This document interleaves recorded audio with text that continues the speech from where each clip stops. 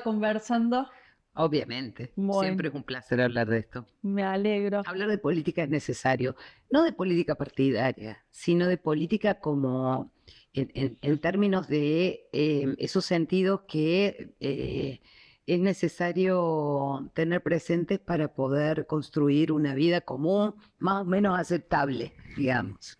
La política finalmente se trata de eso, ¿no? Que no significa que compartamos vos y yo, ni las personas que nos escuchan, lo que pensamos específicamente, digamos, cuáles son nuestras ideologías, sino qué consensos mínimos tenemos respecto de algunas cuestiones. Por ejemplo, la forma de administrar el poder, Por ejemplo, la democracia, que era de lo que la veníamos hablando. democracia, Y vos sabés que obviamente. me quedé ahí carburando.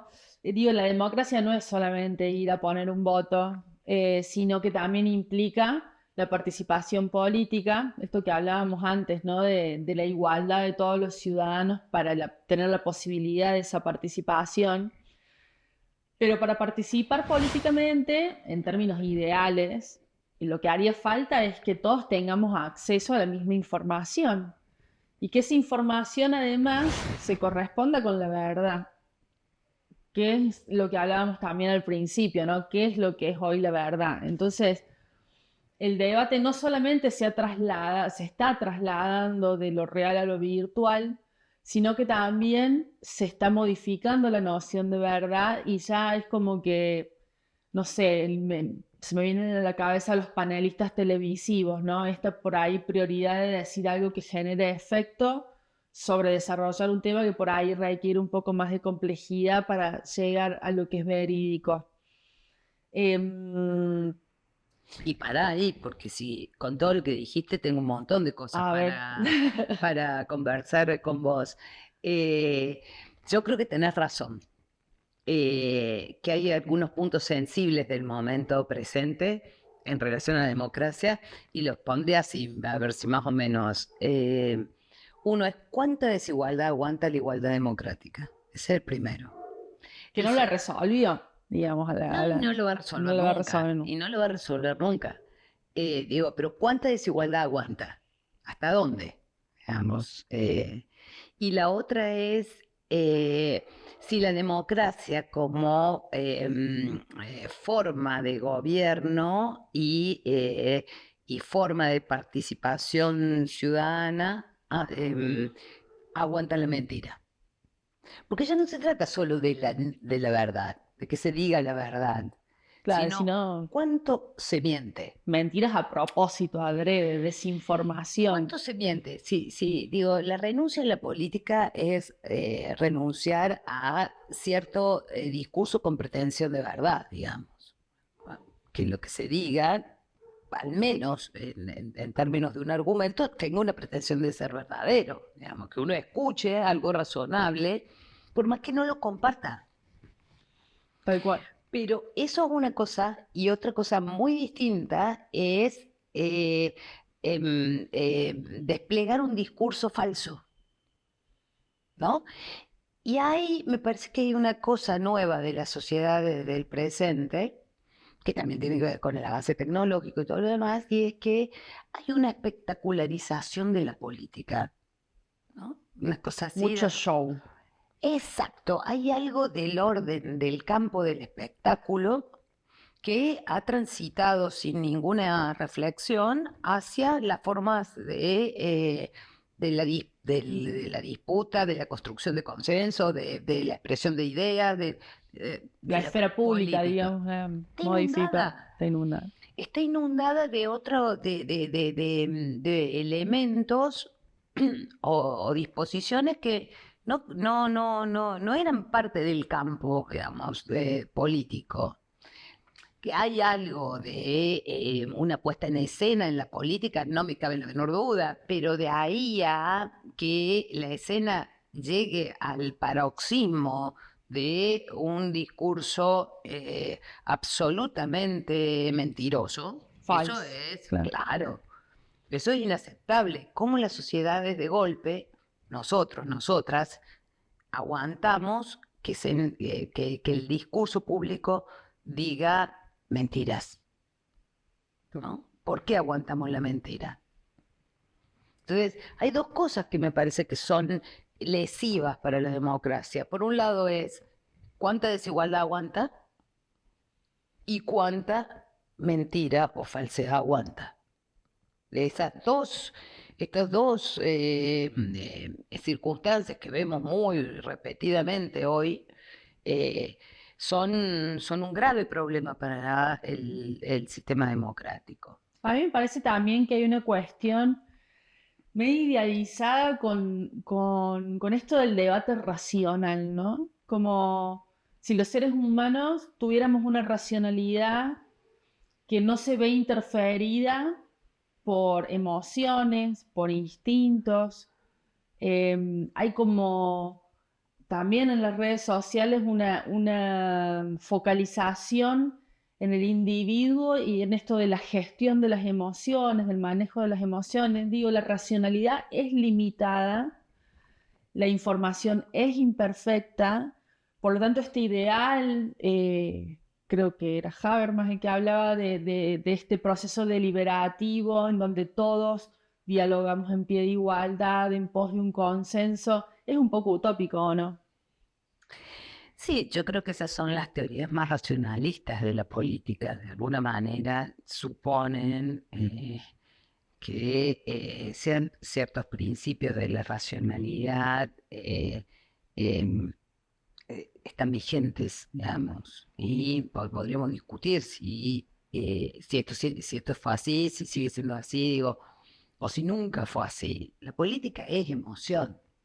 La política es razón, tiene obviamente todo un cálculo estratégico, tiene una racionalidad, pero a su vez es y siempre lo ha sido, un espacio donde las emociones son constructivas y aún destructivas, pero digo, tienen una fuerza, digamos. Cuando un candidato tiene apego social, es más allá de la cuestión racional o una candidata. Digo, hay un movimiento de la emocionalidad, porque eso somos además.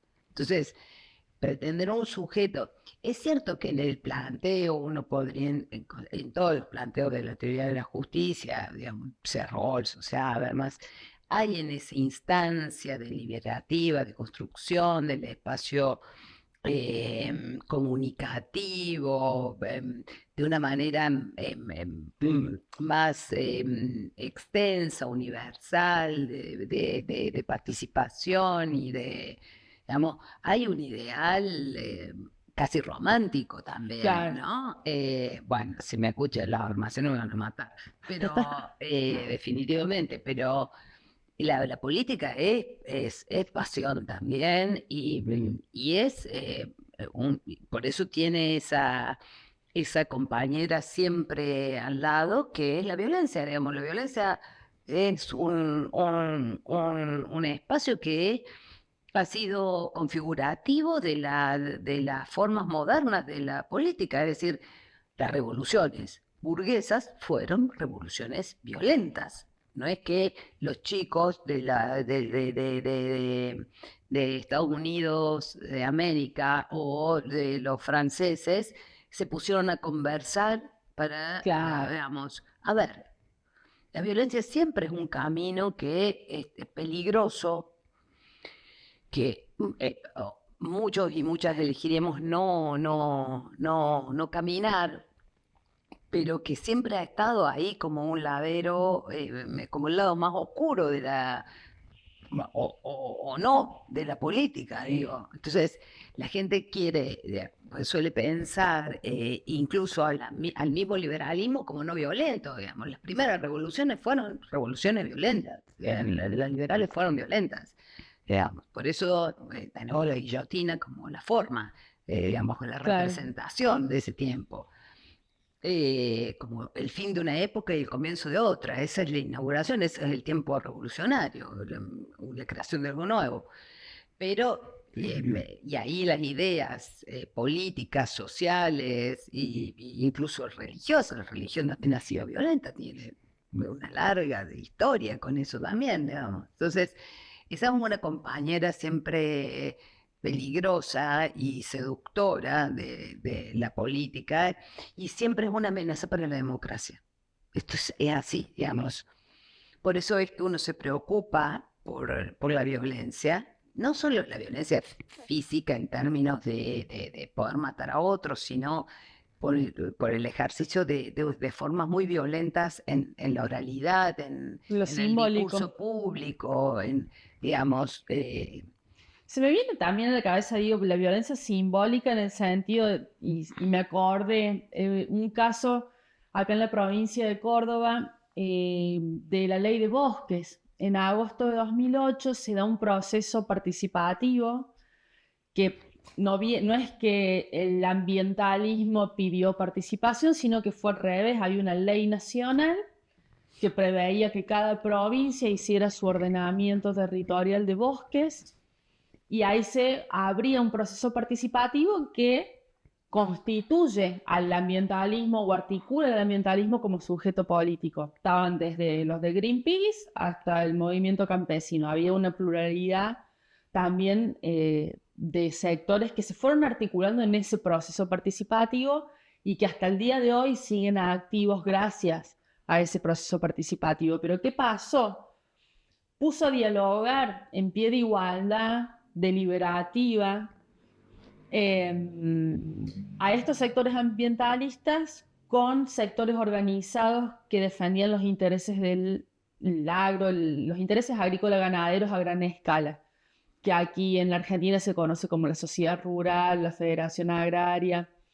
Entonces, fueron 2 años de debate, incluso con procesos participativos en el interior de la provincia, 8 talleres a lo largo de un año. Luego el proyecto entra a la legislatura y se debate un año más, artículo por artículo de esa ley. Había hectáreas en juego, digamos. Se arriba a un consenso, estaban un protagonismo fundamental los técnicos de la Universidad Nacional de Córdoba, además los partidos políticos, o sea, era una serie de actores dialogando racionalmente, técnicamente desde lo que la ciencia decía de cómo se debía ordenar el territorio. Eso se contraponía con los intereses de las grandes corporaciones agrícolas ganaderas. Se arriba un consenso y la noche anterior a la sanción del proyecto de ley, el partido que era oficialista con el principal partido de la oposición se juntan, redactan otro proyecto de ley parecido, toman de base el que había sido consensuado y aprueban sobre tablas un proyecto de ley distinto al que había sido trabajado durante 2 años mediante esta deliberación. O sea, hay un ejercicio simbólico también de la violencia, porque esto saca de quicio un poco, digamos, desgasta mucho, como que yo tengo la sensación que esa deliberación sirvió para licuar el conflicto, para apaciguarlo, y después nosotros imponemos por correlación de fuerza lo que nosotros podíamos imponer, que nosotros hablo de los agrícolas ganaderos, se termina prevaleciendo el conflicto de intereses por sobre la deliberación racional, democrática, inclusiva, participativa, pluralista. Pone en pie de igualdad dialogar a gente que no eran iguales, a actores políticos que no tenían el mismo peso. no, bueno, los procesos siempre tienen así esas asimetrías de poder y también el ejercicio del poder tiene la posibilidad de violentar a los agentes políticos, digamos. Eso es así. Claro, no es todo color de rosa, digamos, en la democracia. No, no lo es. Y la democracia, el régimen, el régimen, un régimen muy imperfecto, sí, es muy imperfecto. Y es más imperfecto en sociedades desiguales totalmente.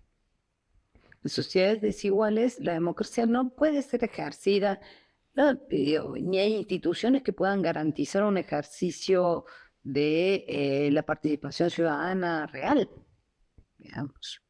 Si la gente no come, Claro. ¿qué le vamos a pedir? Que además tiene que, o que se involucre en los asuntos comunes, sea su barrio, su plaza, su hospital.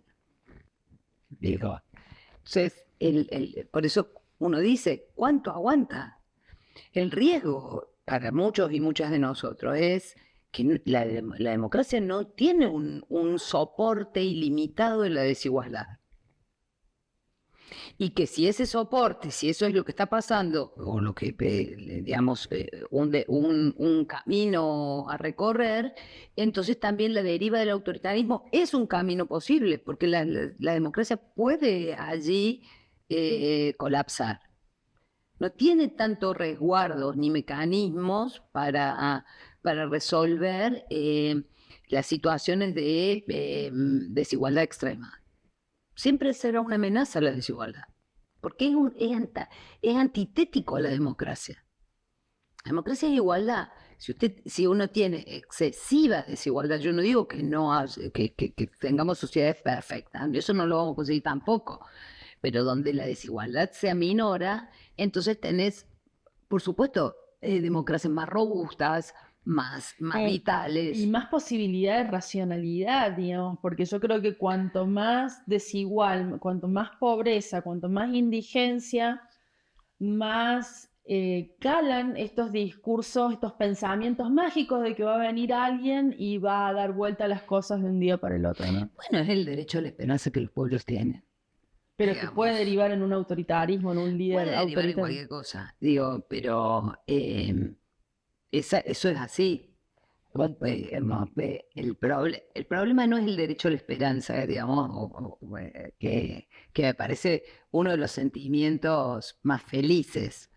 Lo que sí me parece peligroso, además, es el resentimiento como condición Como caldo de de cultivo ahí. no como condición, como la forma a partir de la cual se erige un momento político. El resentimiento es muy peligroso. Es una pasión triste, diría Spinoza, digamos. Es triste y el resentimiento no.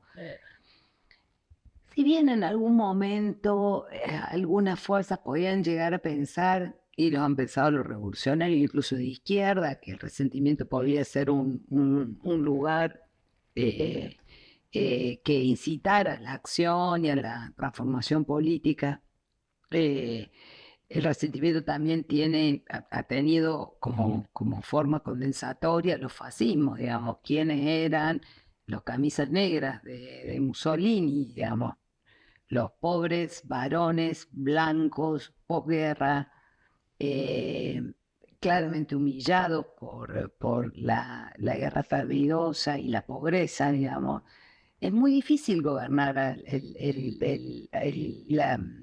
la salida de una población resentida. ¿Para dónde va a ir? No se sabe, digamos. Y ahí hay mucha violencia, porque el resentimiento tiene ahí una cosa de violencia. Otra cosa es el pensamiento más mágico, más ingenuo, más esperanzador del Mesías o el líder salvador. Ese es otro camino. A veces se articulan, ¿no? Resentimiento y Mesías. Digo, pero bueno, ese sería un destino que también la historia ya probó.